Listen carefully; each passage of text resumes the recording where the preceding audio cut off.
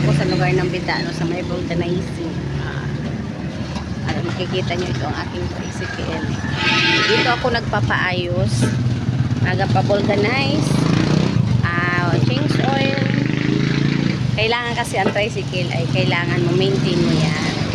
Mas mabuti ang tricycle kasi hindi mahirap i-maintain kaysa may sasakyan ka na. Dito kayo magpaayos ng mga sasakyan, magpapalit ng gulong. Dito sa may lugar ng Bitano, sa pinakadulong. Sa 4 yata na ito. Ito yan sa